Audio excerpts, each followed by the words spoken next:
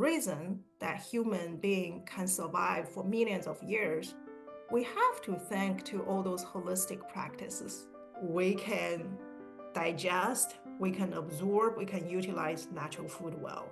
We cannot react well with man-made food. We didn't have that kind of pesticides, fertilizers, GMO stuff. So now, because of the grains or the wheat, they use so much chemicals. Your health expert is your own body. Just that simple. Your body is telling you, I'm tired. I need some rest. You better listen to that. If you eat something, you start to react, you better listen to that. And too much happiness, too much joy, overjoy is not good for your heart, Meridian. So, Really? yes.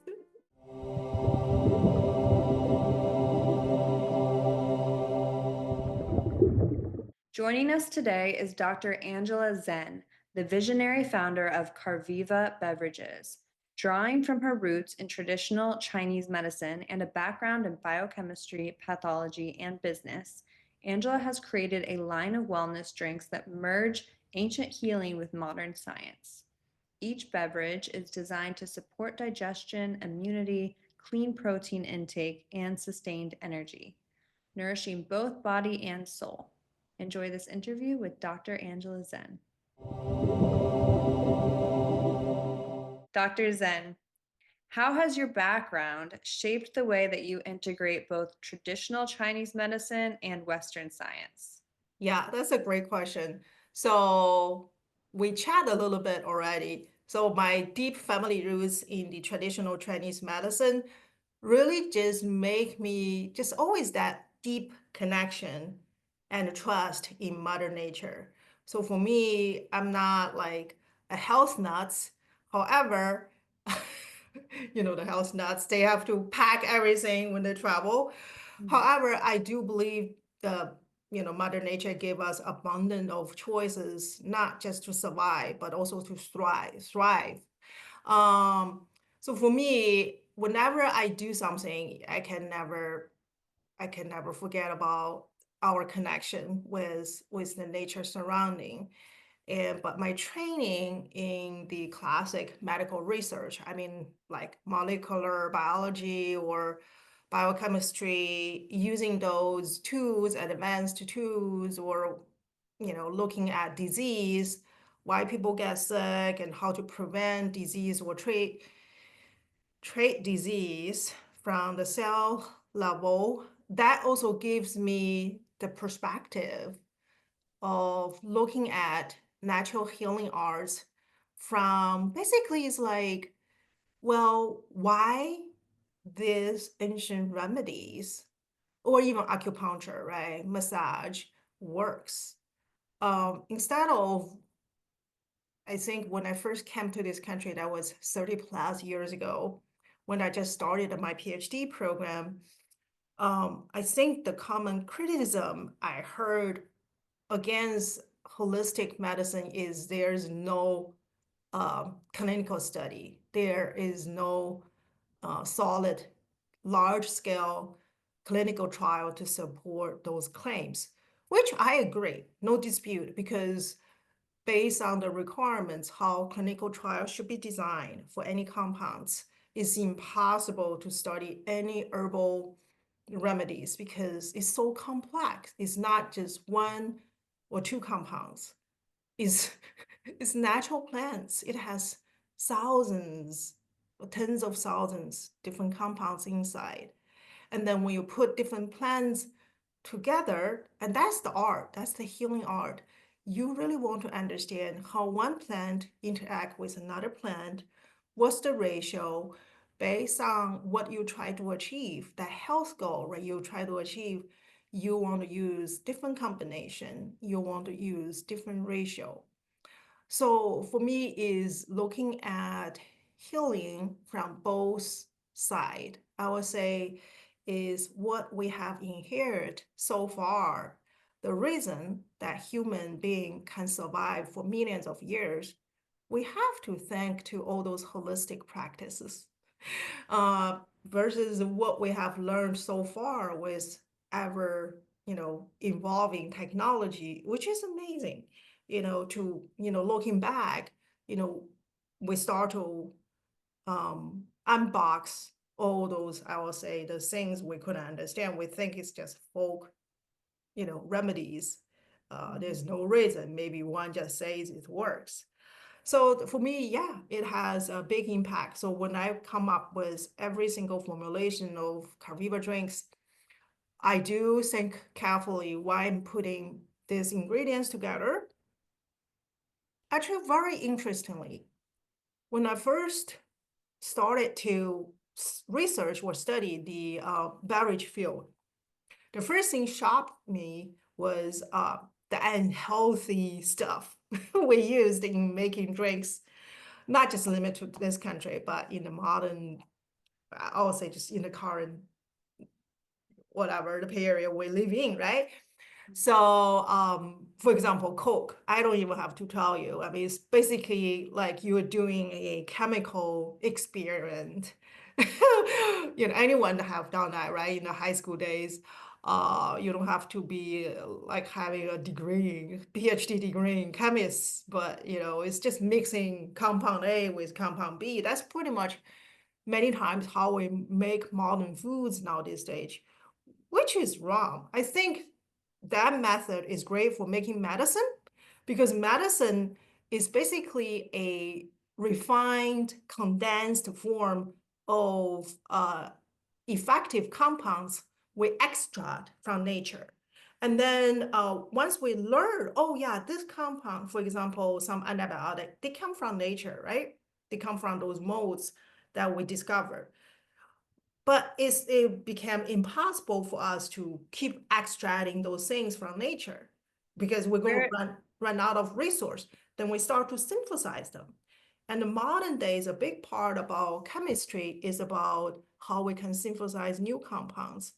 And if you ever look into the food chemistry, to me, it's fascinating in terms of if you just look at it as a great research tool, but it's sad for me to look at it as a way to make man-made food because our body is not is not made to deal with those man-made food. We've been on this planet for millions of years. We can digest, we can absorb, we can utilize natural food well. We cannot react well with man-made food. Yeah. Mhm. What are the basic principles of Chinese medicine? When I think of it, I think of plants and herbs, and I'm sure other people do too. But if someone has never experienced it or doesn't know anything about it, how would you explain what Chinese medicine is? Yeah, another great question. I would say that's someone can take, I mean, when you go to medical school, there is medical school in the Eastern country, right? You can just study traditional medicine, and it's also the same lens like you would go to the medical school here. It is not that simple. There are lots of theories you have to learn, and then also lots of clinical practice. It's almost like the more you practice, the better you become, because instead of relying on diagnosis tools, even though now these days they do use it, like they do measure your blood pressure. If you need a CT scan, they will send you for CT scan and all those. But the principal tools they use is through observation. So that just gives you a hint.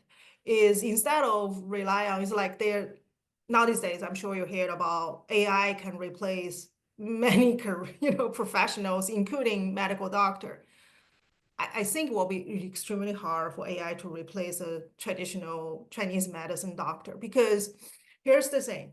It's not about you have a treatment algorithm, first line, second line, third line, you kind of go through that.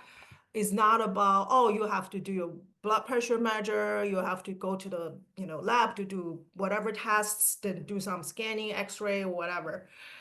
It's about when this patient walking from the moment, this patient walk into the room or your client walk into the room, you start to observe this person. The way she walks into the room, whether it's full of energy or there's something not right, unbalanced in her body, the way she talks, is that loud or a kind of outgoing burst of energy or kind of inward, like soft or lack of energy, even the tone, whether like, for example, some people, I'm sure if you start to pay attention, you will notice that some people will start a sentence very strong, then that strength start to wane off.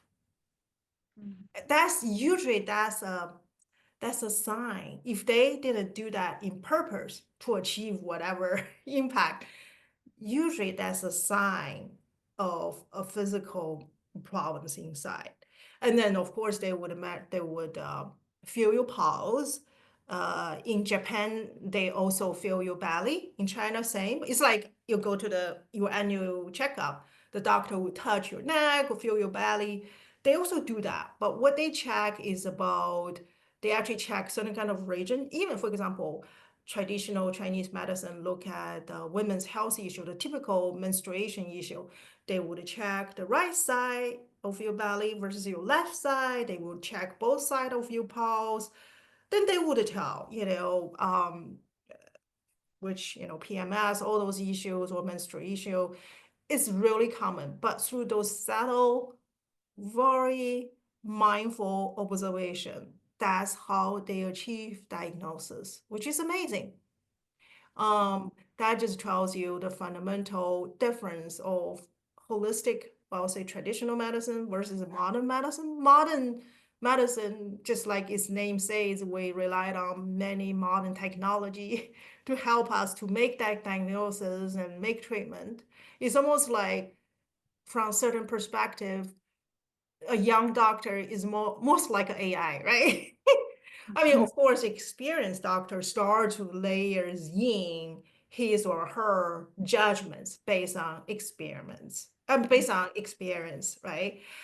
Versus for traditional Chinese doctor, it is really hard, I have to say, for a young doctor, like you just graduate, to be a really good traditional Chinese doctor. I have a Chinese medicine doctor story. I experienced very severe skin issues. I had broken out cystic acne and eczema all over. I was severely You have red and beautiful skin inflamed. now.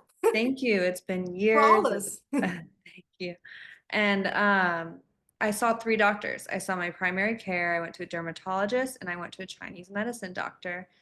And the Chinese medicine doctor was the only one who asked about my diet and was the only one not trying to get me on some type of pharmaceutical. Oh What he did was laid me down, and he touched those different parts of my body. He asked me a bunch of questions. He asked me to like write down all this information, and then he came back and he did some acupuncture, and he told me to drink watermelon juice. He told me to put watermelon juice on my face. um, he suggested some herbs and supplements, and that experience felt way more aligned and in tune with my body than the other two, which I went to. I specifically asked the dermatologist about diet, and they said that doesn't matter at all. no, that's absolutely not true. I hope they change their mind now, because diet is the number one, usually is the number one reason, that you have acne. Someone has a skin breakout. Of course, it's also stress related with your hormone cycle, but the diet can exaggerate. I mean, basically, it's putting like oil on the fire. So what Mm, happened, I bet, is you have some chronic internal inflammation. So in the traditional Chinese medicine, we call it heat, internal heat. yes. Basically, when you hear that, is there some chronic inflammation inside your body? It could be in certain organ, it could be all over your body. It's basically your body reacting to some aggravating factors, and that factor can be, of course, can be stress, can be just a pathogen in your living environment. But now these days, most likely is something in the food, or in our drinks, or it could be the chemicals just in our environment. Because like I said, our body, through millions of years of evolution, or however you call it, We are made to digest real food. We are not made to interact with chemicals. So when those man-made food are in our body, actually our immune cell will add up. They will attack those chemicals because what they do, they're doing their job. They try to protect us. They say, well, this is foreign compounds we have never seen before. Therefore, must be something very harmful. Let's get rid of it. But if you're doing this every day, it becomes a chronic thing. Yeah. So What do you most people, including myself, we have chronic inflammation going on because it's impossible to escape from toxins in the environment now these days. So that becomes so important. So what he was telling you is a natural way to detox. So watermelon juice, obviously is very hydrating, has lots of good natural minerals, potassium, and also have that red color is also the lycopene, which is also natural antioxidants, and it's great for a body. You probably had lots of heat inside, so it's cooling, very cooling in nature. So it cools you down. And it's natural, so you don't have to use antibiotics or those sterile compounds usually give to treat acne. Yeah, I also work in pharmaceutical. I think the worst medicine I really hate to see when they prescribe to, especially young girls who dealing with the acne issue, is those prescription pills with the black box warning. The black box warning is the worst things on the or any prescription level drugs is basically just means it can really hurt your body, but they can still prescribe it because in order to achieve the results. But there's so many natural ways you can achieve the same results, if not better. It just takes longer time with some patience and of course tailored, customized treatments, which now these days it just wasn't taught in the medical school. But I think they start to pay attention to diet, impact of diet on health. Mhm. What is the best or the healthiest diet in your opinion or in your experience? You always ask great question. So I have to say, I don't have a concrete, like a defined answer for you, like this is the number one thing, number two. I will say it really depends on your body type and your age. Like for example, I'm already in the menopause stage.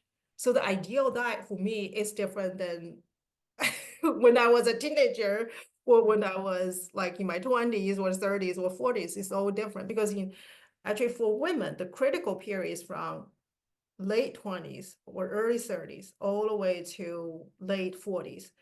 Looking back, I mean, that was also for most of us is the most stressful time for any women because we have young kids, most of us, or teenage kids, very demanding. If you have a job, it's family, kids, and your career. And sometimes if you have you have parents who needs your care too, it's just a lot, right? And but at that same time, our hormone system start to decline. Our reproductive hormones start to slowly decline. And most of us, because it's a very slow process, we didn't notice, like I didn't even notice that, right? Because you could still have very regular period, you could have no symptoms. However, the traditional Chinese medicine really urge you to start to do things, eat foods to prevent later on all those issues you're going to suffer premenopausal and menopausal stage. Because once you reach a certain point, then your hormones just like drop like the cliff. And then you start to feel like the hot flash, cannot sleep well, uh, emotion like uh, irritation. It's like severe PMS, right? In certain way, right? But if you could start to do things right, for example, you asked the question about diet. If you really want to dig deep, the ideal diet should be tailored to the period, different weeks. You should be eating things slightly different. But most of us are not that sophisticated, or even for myself, I understand that, but I just don't have the time or patience to do it because it is very tedious. You have to really track your cycle, then you tailor your diet based on that. So to make everything simple, I think the most rule of thumb, easy for everyone to follow, is eating whole foods, right? When it's try to avoid processed food as much as you can. And it's really easy to tell what is a processed food versus a real whole food. Because if just imagine yourself cooking in the kitchen, you would not be there doing chemical experiments, mixing 10 piles of different chemicals and cook them in a whatever, on fire.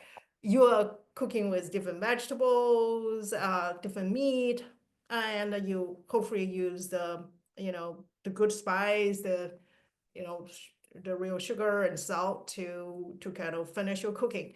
Um, so that's really, I would say that's the general things we have to follow. But based on the real study, Mediterranean diet is always ranked number one in terms of as the healthiest diet. But I think it's because it's easy for the Western country consumers to follow, right? The Japanese diet, of course, Japanese food are very healthy too. But most people probably in this country won't tolerate eating rice bowl with seaweed and some salmon every day, right? That sounds amazing to me. But I feel like what all these diets have in common is avoiding the processed man-made Yes. food, which is number one, it sounds like from what you're saying, and to focus on whole foods. Yeah, exactly. Just follow that. You don't have to go nuts like, oh my gosh, I'm in the first week of my cycle. What should I eat? I mean, you can.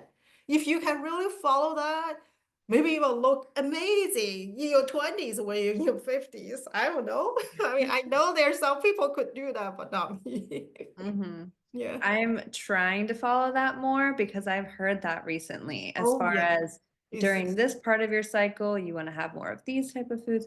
And I know during yes. the closer you get to menstruation, you want to have more fats.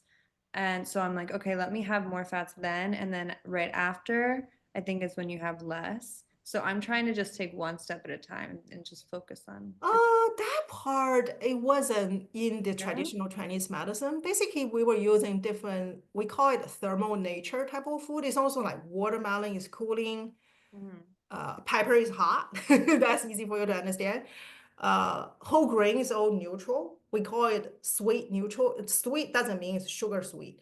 It's just sweet means it's a really good flavor group for our body. It's really good for our digestive system because we call the spleen meridian is related with the earth elements and it loves this sweet elements, which is the whole grain, which makes a lot of sense because the whole grain is packed with fiber and minerals, which is essential for our good bacteria. Right now we understand the uh which is probiotics so popular, so important because of that, right? I don't have to spend time to, I think most consumer, I mean, most people in this country understand that. So that's I why. didn't realize that. I've been grain free for years. Oh, Wow. Okay, because I'm gluten food. free. So Oh, you're gluten free. can you Oh, do whole grains that are gluten free? oh yeah, quinoa. Do you like quinoa? I mean, I did back when I would, yeah, I could try it again. Yeah. Yeah, I did raw vegan for a while, and then I've done all kinds of different experimenting as far as diet, Well, but I great. It was very adventuresome. I would say in general, oh, this is just a rule of thumb in classic traditional Chinese medicine, is usually they advocate women to avoid raw food because there's several reasons. And also, I'm sure you heard about avoiding cold food, right? Cold drinks or ice cream, those kind of things, especially during your period. I mean, the reason is during your period, you want to make sure the blood flows not, slowly, there's smoothly when you exposed to cold. For example, the cold plunge is great for men, probably not so much. They actually did study female athletes versus male athletes. Sorry. versus male athletes. Whether you should skip breakfast, do your training, whether the cold plunge or sauna is better. For female, it is true. Another big principle about traditional Chinese medicine or Eastern medicine is yin and yang. So for female, is we have more yin in nature. That's also the reason when we kind of uh, step into from premenopausal, I mean, reproductive age to premenopausal to menopausal, we start to become more young because that female hormone is more yin in nature. It's very nourishing. It keeps your skin moisture, not dry. That's why, when you lose that in the menopause stage, one thing you feel like is dryness everywhere, dry eyes, dry skin, dry everywhere. Um, but um, but they don't want you to eat cold food during the period because it's going to induce the blood vessel to contract. When the blood vessels start to contract, just think about your blood cannot flow well. You don't want those, they call it, I mean, it's not dirty blood. It's just the blood with our body try to shade off, right? You want those wastes to be out of your body. You don't want them to be accumulating inside your uterus. And the belief is if you continue have this issue, the blood flow get blocked or whatever, it can induce, for example, endometriosis, right? Or, things can start to grow inside. So there are actually herbal medicine and acupuncture treatment can alleviate that or totally get rid of those. But that's usually they encourage, especially for female, we are more in nature. So we should avoid cold food, raw food, because raw food depends on what type of raw food, right? Usually because it's very hard to digest. The reason that human invented, since our ancestor invented fire, our brain start to develop like just like crazy. That's because our body can utilize the nutrients in the food much better. And also it kills lots of pathogen naturally exist in the environment. So I would say when you're young, you have lots of digestive fire, your digestive qi is very strong, then the young people is okay. But when you start to become, like I mentioned, that after 30 years old, whatever, you need to start to pay attention to that. And the whole grain, why it holds a very special place in the Eastern medicine, because we believe it's very nourishing to the digestive system, the spleen meridian. And think about this, the only reason we can survive every day is we can utilize the food we take. So many people don't realize that if you have a very weak digestive system, just like if you look at the, unfortunately, like cancer patient or patient at the end of their stage, they cannot digest anything. Their body just wears down quickly. It's really sad to see them because you just can't utilize anything Mother Nature gives you anymore. So one thing about longevity is really preserve your digestive qi. So, and traditional Chinese medicine believe the whole grain contains all those essential elements to preserve it. So I would say the refined, because in the old days, we didn't have refined grain. We didn't have that kind of pesticides, fertilizers, GMO stuff, right? So now, because of the grains or the wheat, they use so much chemicals. I believe that's the reason, the biggest reason that people, it is true, when people eat those refined bread made with refined grain or whatever, or processed rice, yeah, it is really bad for you because it's so contaminated. They are not the real food anymore.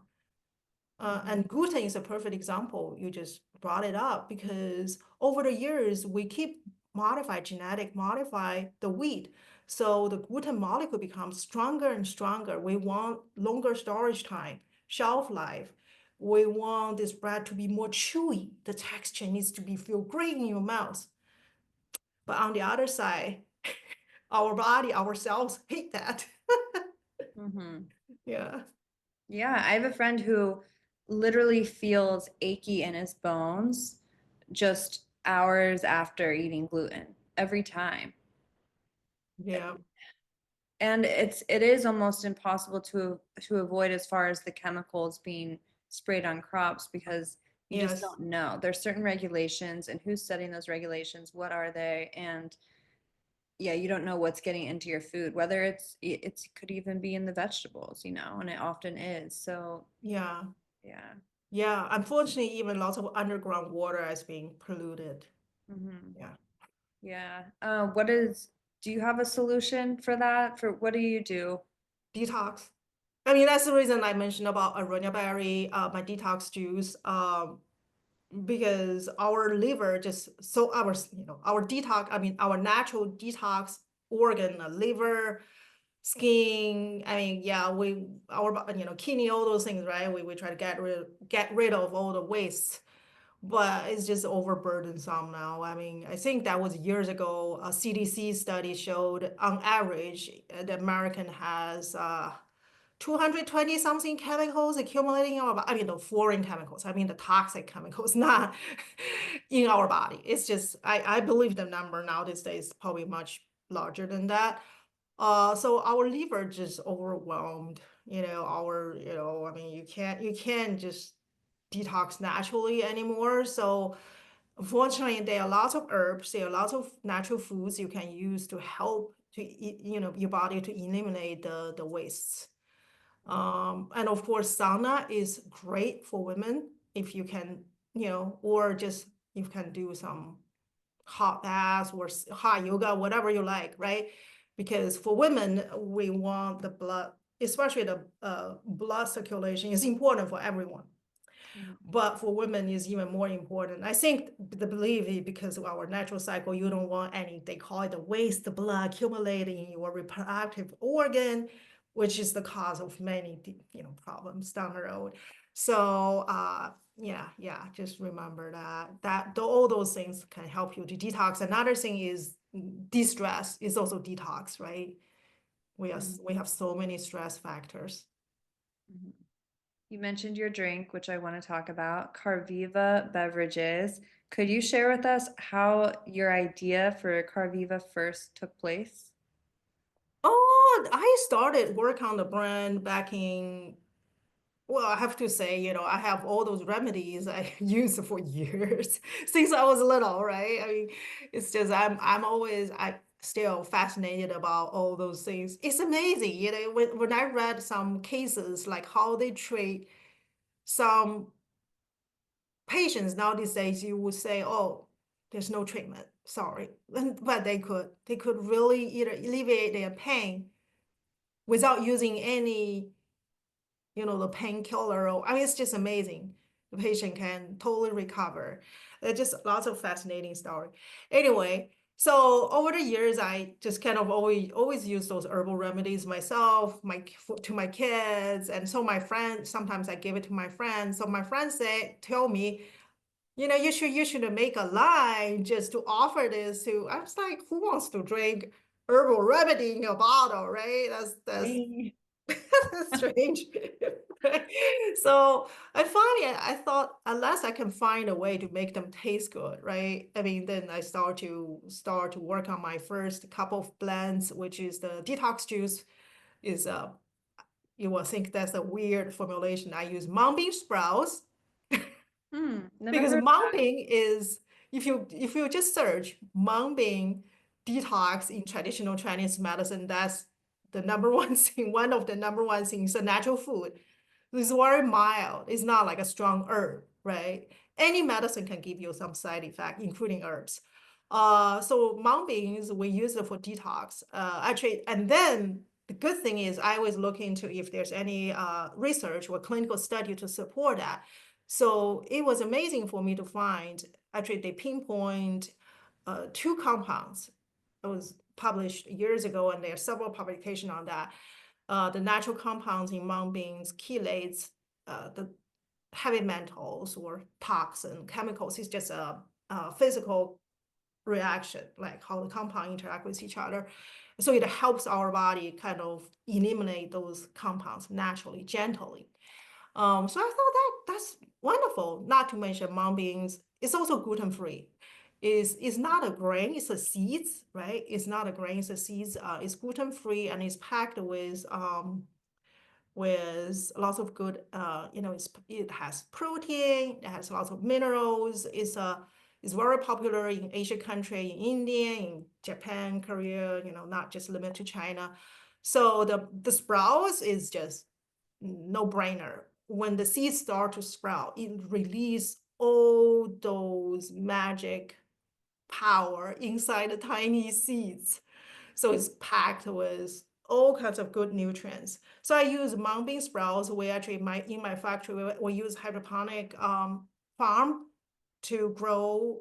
So it's very clean because when I first try to find the ingredient, I visit a couple of sprouting farms, and I'm not going to tell you in details, but they do use chemicals. They use plant growth hormone, which I didn't want to touch any chemical.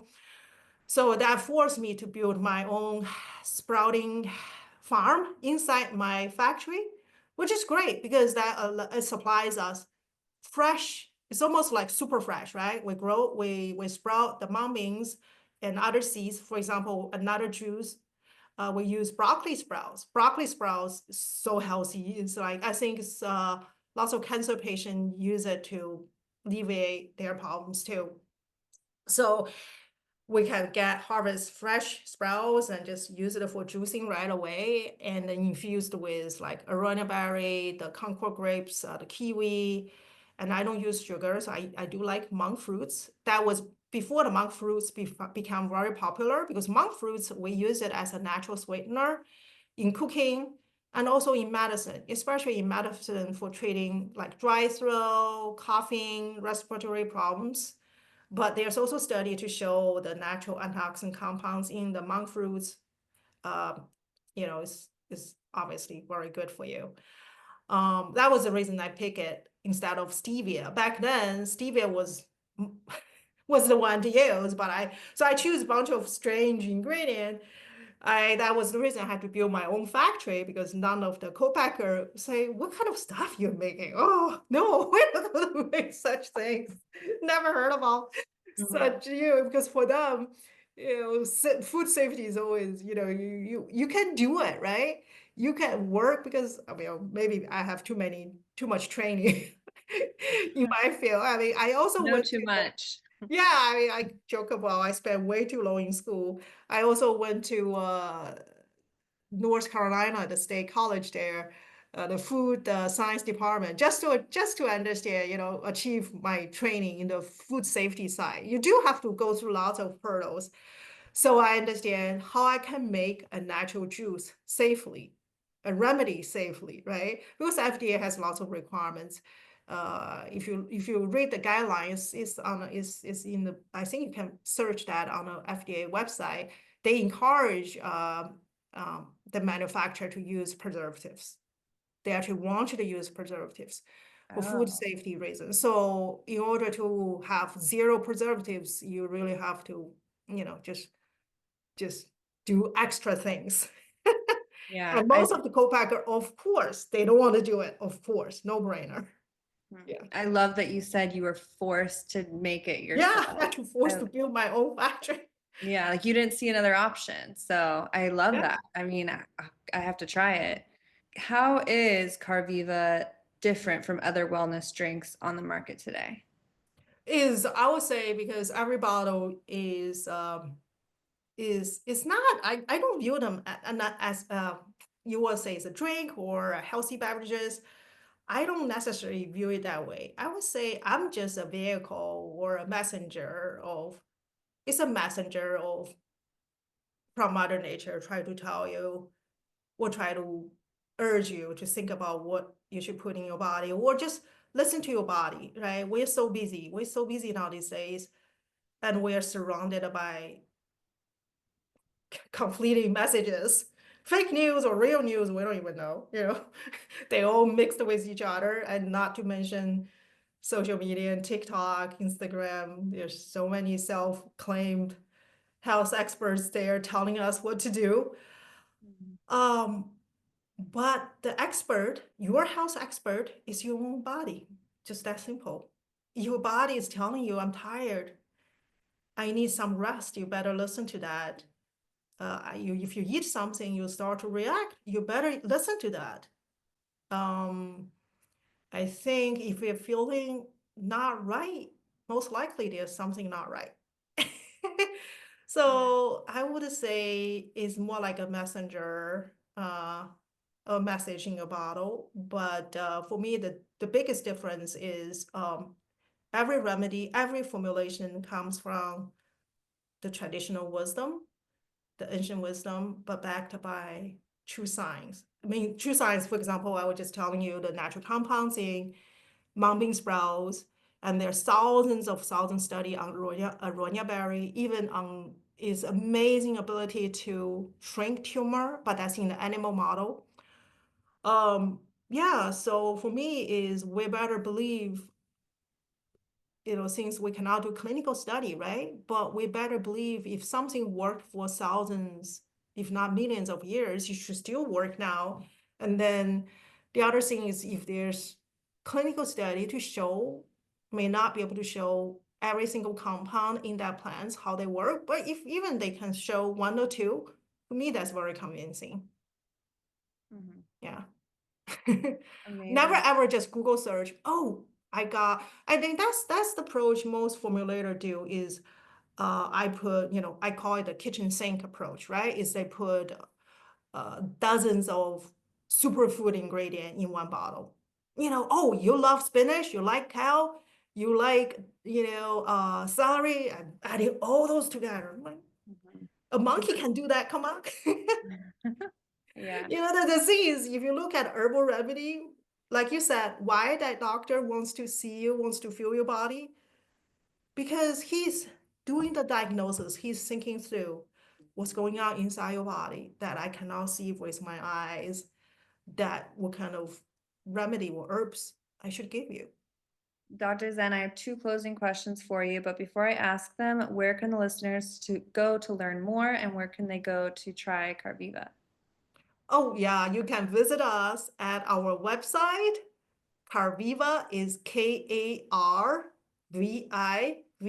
So I combine the word Karuna, which is an ancient Indian word.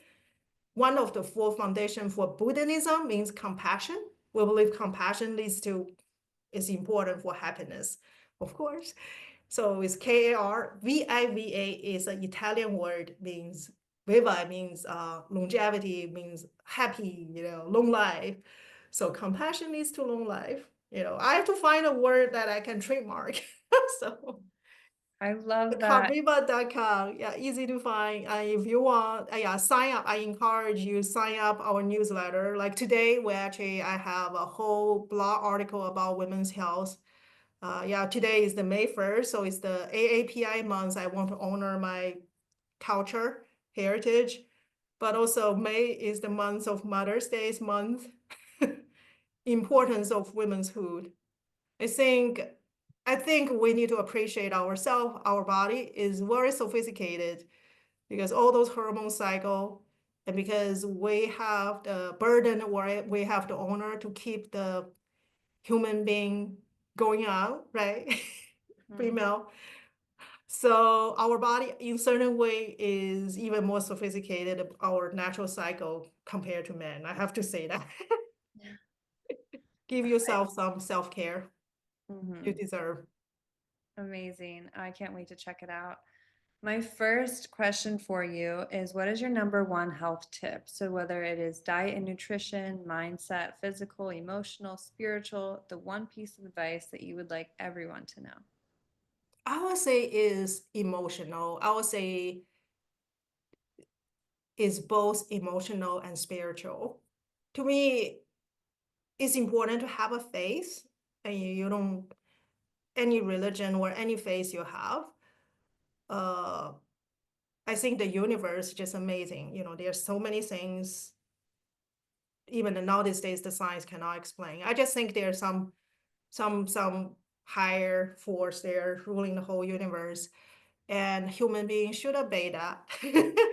And have a face to the universe, has to have a face to yourself. The life is amazing, right? And emotion, just don't get caught on, which we do that all the times. Someone says something can upset you, let it go. Don't hold on negative or those resentment or sadness for too long, because Sadness is not good for your lung meridian. Fear is not good for your kidney meridian. Mhm. Anger is not good for your liver meridian. Oh gosh, I can keep going, right? And too much happiness, too much joy, overjoy is not good for your heart meridian. So, Really? yes, Oh, you okay. can see, someone can die from broken heart, or someone is like overjoy is like they win the lottery and then things start to go downhill. Who knows? But it's just what it emphasized, the ancient wisdom is try to find a balance. You can have you of course you want to have all the emotion you want to have. Otherwise, we're not human being. But try to return to the neutral stage, especially when you want to find that inner peace, that calmness that can lead to a restful sleep or whatever, right? When you're too angry or too irritated or too much happiness in your heart, it's hard to fall into sleep just that easy. Mm-hmm. Yeah. My last question for you is going to be a more personal question. You Yeah. get to choose a number 1 through 100, and that will tell us which question you get. Oh, how about 18? Wow, Have I you, like this. number 18, have you ever lost someone or something that shaped who you are today? Wow, that's an amazing question. Yeah, I would say several times, but what I really remembered, when I was really little, my dad was actually born and raised in Indonesia, and his family was all in business, doing different type of business. And one of my uncle, uh, he was very successful in transportation business. I will say, back, well, that was years ago. It's like ocean vessel, he was kind of doing lots of merchandising things from Indonesia to other country in Asia. And because of his wealth, he got kind of sadly become a target of one of the criminal groups, I think. I mean, they didn't kill him, but they sent someone kind of, he just got cheated. I don't know. He fell into some trap. He lost all his assets, went now had to take on debt. I think that just generates so much pressure on him, sadly. And his heart, start to have issues, right? And I think back then the doctor said he needs a surgery. And well, that was back in the days. I don't know whether you guys probably never studied Chinese history. It was a very dark period. We call it the Cultural Revolution. The country was in a very disaster stage. I don't want to say anything about political. The ruling party was taking the country, just it was lots of sadly lots of people die. I mean, most of the country was in extremely poverty situation. So our family, my dad as his older brother couldn't help him, and I heard he was talking about that with my mom, and I overheard about it. It just makes me really, really sad. My uncle passed away, quickly.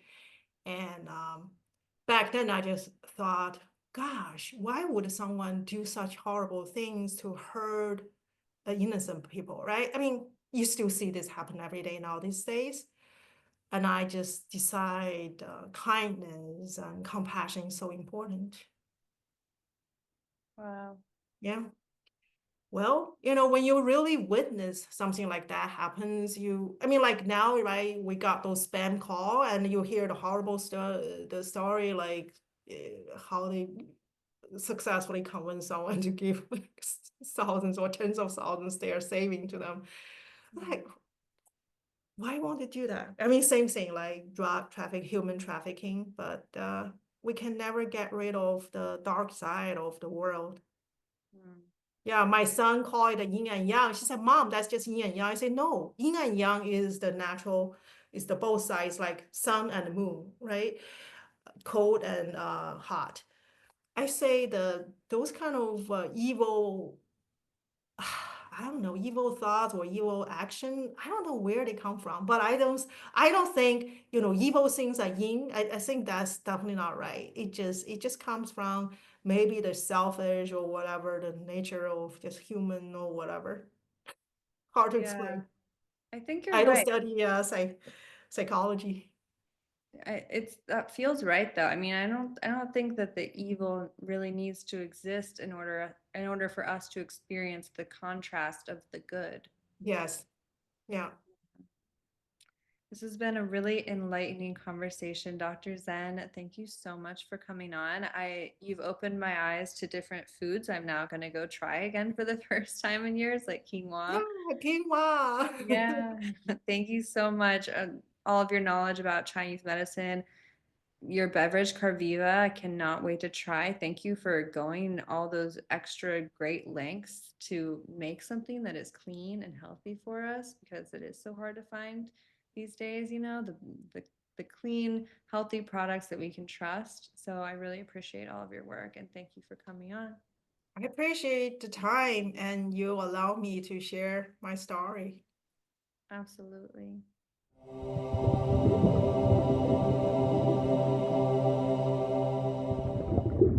I am so excited to talk to you. I don't think I've talked to anyone on here about Chinese medicine. Oh, Yeah. oh, come on. I really don't think that I Good. have. I definitely not someone who is Chinese. Well, I cannot blame you because I came to this country about 30 years ago. So when I first came here, um, the reason I was here was for my PhD study in pathology. So I just went to the regular physical checkup uh, in the school hospital because it was required, all those, right? So the physician assistant, she was so nice. And so I started to chat with her and I asked her, do you guys use herbal medicine here? She said, yeah, I've heard about that, but we don't usually use it. And because there's no obviously clinical trials behind most of the herbal remedy, I was like, okay. She's like, yeah, but I can see it might be upcoming. And she's exactly right. I mean, I think the thing about traditional Chinese medicine, people think about traditional Chinese medicine, they think about, oh, that's something only they use in China, which is not true because it's basically if you look at not just even the Eastern region, right? That means Japan, Korea, because like the Japan and both Japan and Korea and Vietnam, their traditional medicine system pretty much it all it's the same. It's the same. Even though we probably use herbs slightly different, but the principle is pretty much the same. The foundation is the same. And if you compare to ancient Indian, it's also very similar. But then if you go to other region, right? Because I kind of also like to study the holistic healing or medicine history. Even in Mexico, they use lots of herbs, but they're using different herbs, which makes sense because you want to use the plants that's native to your region, right? You're not going to, if you're living in Mexico, you're not going to go to travel all the way in the old days to Japan or back in the old days China to dig out some herbs there and try them. You're just going to use whatever you can find in your lands. Native Indians here use tons of herbal remedies. Actually, I use my favorite juice, detox. Aronia berry is a staple medicinal food for Native Indians because it's abundant in North America, especially in Midwest. I have friends, they can see them in their backyards, farmers. What is it, Uh, they, elderberry? yeah, Aronia berry, also called Oh, chokeberry. aronia berry. Mhm. It is that was back in 2012, so many years ago. I mean, quite a number of years ago. The USDA back then they were doing the study of the measured antioxidant level of all the so-called superfoods, like you name it, like goji berry, a blueberry, all those things. Mm. Um, and aronia berry was ranked number one. It was off the chart. Yeah, Wow. but unfortunately, because super little tiny. It's like a wild shrub growing really easy. The beautiful thing about this is super sustainable. You don't need pesticides, you don't need fertilizer. It just grow like a weeds. And for the same reason, farmers don't like them because they kind of try to get rid of them. They want to kill them because they don't want the Aronia berry shrubs to take over their farmland. But those tiny little berries, is extremely healthy. I mean, in terms of because it's packed with high level of natural antioxidants, is very high in fiber, pretty much naturally sugar-free, is very low in sugar.